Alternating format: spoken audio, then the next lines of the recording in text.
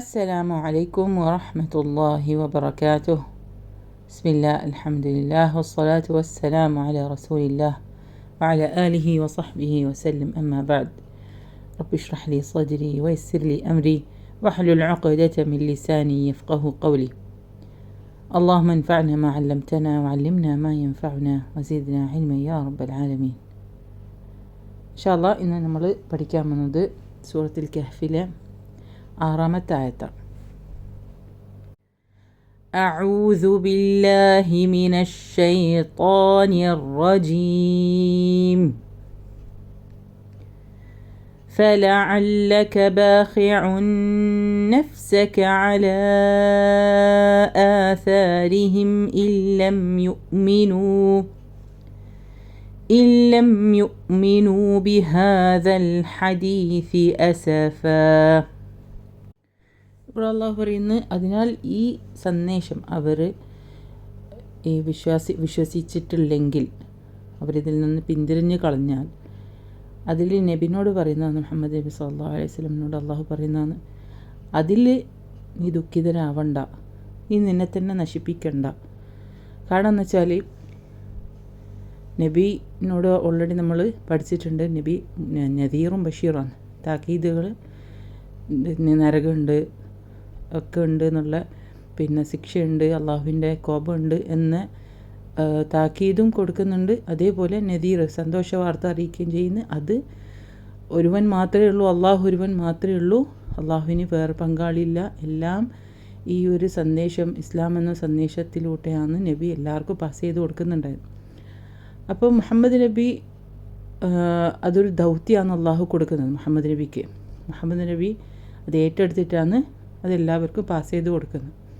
പക്ഷേ അത് മാത്രമാണ് ഇവർക്ക്, നബിമാർക്ക് ചെയ്യാനുള്ളൂ. ഇവർ ചെയ്ത് കൊടുക്കുന്ന, അള്ളാഹു കൊടുക്കുന്ന ദൗത്യം അത് കൃത്യമായി നിർവഹിക്കുക എന്നത് മാത്രമാണ് അവർക്കുള്ള ഡ്യൂട്ടി, അവർക്കുള്ള ഒരു ബാധ്യത. പക്ഷേ നബിമാരെ സംബന്ധിച്ചിടത്തോളം, മുഹമ്മദ് നബീനെ സംബന്ധിച്ചിടത്തോളം, അവർ വിശ്വസിക്കുകയും ഈ ഇസ്ലാമിലേക്ക് വരികയും ചെയ്യുന്നതിലാണ് അങ്ങേയറ്റത്തെ സന്തോഷം. അവരെ ഓരോരാളെയും ക്ഷണിക്കുമോ, ഇസ്ലാമിലേക്ക്, ദീനിലേക്ക്, സത്യത്തിലേക്ക് ക്ഷണിക്കുമോ, അവരത് പിൻപറ്റി അതിലേക്ക് വരുന്നത് കാണുമ്പോൾ അങ്ങേയറ്റ സന്തോഷവും ആഹ്ലാദവുമാണ് ഉണ്ടാകുന്നത്. അതേപോലെ തന്നെ അങ്ങേയറ്റത്തെ ദുഃഖവും, അങ്ങേയറ്റത്തെ എന്താ പറയുക, ഡിപ്രഷനും, അത്രയും മനസ്സിനെയും അങ്ങേയറ്റത്തെ വേദനയുമാണ് ഇവരിതിൽ നിന്ന് പിന്തിരിഞ്ഞ് കളഞ്ഞിട്ട് ഇവർ നേരെ ധിക്കാരിയായി, അള്ളാഹുവിൽ നിന്ന് ധിക്കാരിയായി ജീവിക്കുന്ന കാണുമ്പോൾ അത്രയും ബുദ്ധിമുട്ട്, അത്രയും പ്രയാസമാണ് ആരനുഭവിക്കുന്നത്, മുഹമ്മദ് നബി അലൈഹി സ്വലാത്തു വസ്സലാം അനുഭവിക്കുന്നത്. അപ്പോൾ അള്ളാഹു ഇവിടെ പറയുന്നത്, നീ പേടിക്കണ്ട, നീ വിഷമിക്കണ്ട, നിൻ്റെ ഡ്യൂട്ടി നീ ചെയ്ത്. അതാണ് നബിമാർക്കുള്ള ഡ്യൂട്ടി എന്നാണ് അള്ളാഹു പറഞ്ഞത്. ചെയ്യൽ അത് മാത്രമാണ് നിങ്ങളുടെ ഡ്യൂട്ടി, ദൗത്യം. അത് നിങ്ങൾ കൃത്യമായി നിർവഹിച്ച്. കാരണം ഇനി ബാക്കിയുള്ളത് ഹിദായത്തിൽ കൊണ്ടുവരേണ്ടത് അത് അള്ളാഹുവാണ് കൊണ്ടുവരുന്നത്. അള്ളാഹു ഇഷ്ടപ്പെട്ടവരെയും അള്ളാഹു ഉദ്ദേശിച്ചവരെയുമാണ് അള്ളാഹു കൊണ്ടുവരിക. അതിൽ അള്ളാഹുവിൻ്റെ ഹിക്മത്ത്, അള്ളാഹുവാണ് ഹിദായത്തിലേക്ക് കൊണ്ടുവരിക. അപ്പോൾ ഇന്നക ലാ തഹ്ദീ മൻ അഹ്ബബ്ത, എനിക്കിഷ്ടപ്പെടുന്നവരെ കൊണ്ടുവരാൻ കഴിയില്ല. കാരണം അള്ളാഹുവാണ്. അള്ളാഹ്ക്ക് ഒരു ഇതുണ്ട്. കാരണം ധിക്കാരികളായ ആൾക്കാരെ ക്ഷണിക്കലും അവരെ നേർവഴിക്ക് കൊണ്ടുവരാനുള്ള എല്ലാ രീതിയിലും അവരെ പരമാവധി പരിശ്രമിക്കൽ നബിമാരുടെ ഡ്യൂട്ടിയാണ്.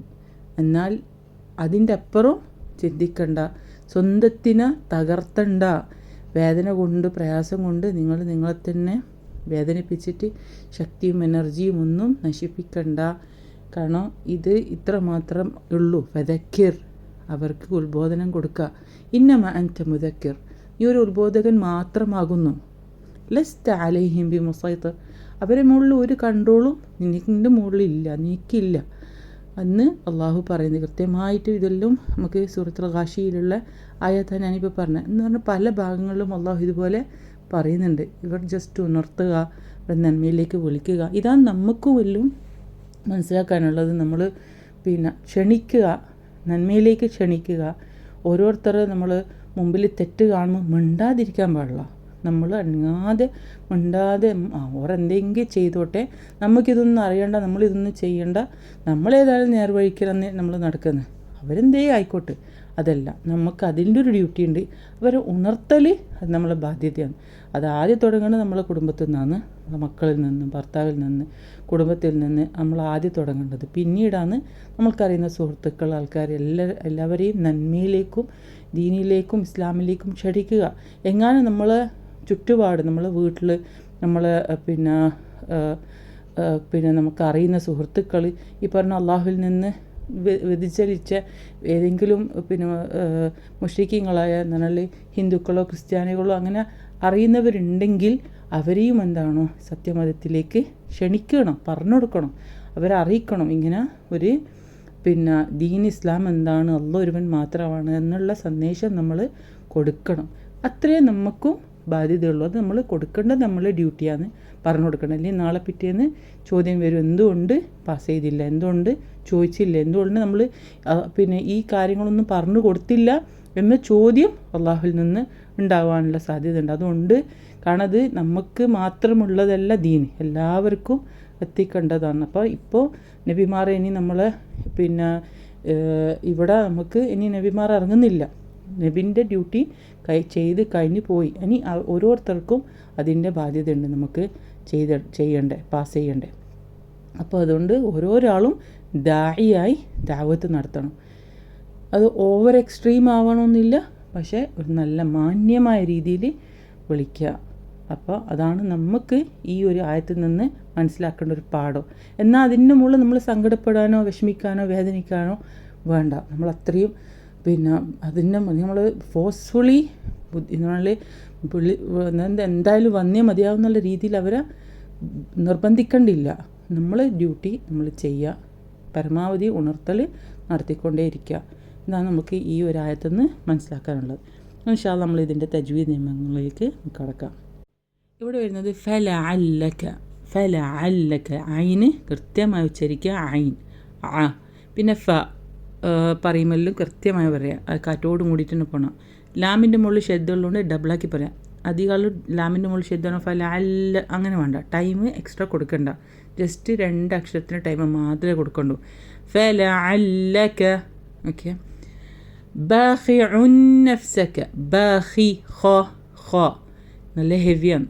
ബാഖി ഖ കസർ വരുമ്പോൾ ചില ആൾക്കാർക്ക് ലൈറ്റായി പോയാലും ഖാഫിൻ്റെ ഉള്ള സൗണ്ട് വന്നു, കൃത്യമായി ശ്രദ്ധിക്കുക.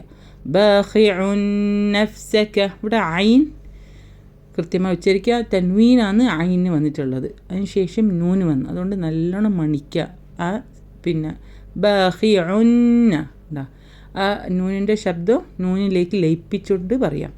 ബാഖിഉൻ നഫ്സക, നഫ്സക ഫാന് സുക്കൂൻ നല്ല കാറ്റോടും കൂടി ഉച്ചരിക്കുക. നഫ്സക ഒക്കെ ലൈറ്റ് അക്ഷരങ്ങളാണ്. അല ആസാരിഹിം, അല ഐൻ തൊണ്ടൻ്റെ അക്ഷരം കൃത്യമായി ഉച്ചരിക്കുക. ഇവിടെ വരുന്നത് മദ് വന്നിട്ടുണ്ട്, മദ് മുൻഫസിൽ, 2 പദത്തിലുള്ള 2 വേർഡിലുള്ള, അതുകൊണ്ട് നിർബന്ധമില്ല, നമുക്ക് ഓപ്ഷൻ അല്ലാന്ന് വേണമെങ്കിൽ നീട്ടാം, നീട്ടാതും ഇരിക്കാം. നീട്ടുമ്പോൾ 4 മുതൽ 5 ഹറക്ക വരെ നീട്ടണം. മദ്ദക്ഷരം അലിഫിന് ശേഷം ഹംസ വന്നുകൊണ്ടാണ് നമ്മൾ ഈ രീതിയിൽ നീട്ടുന്നത്.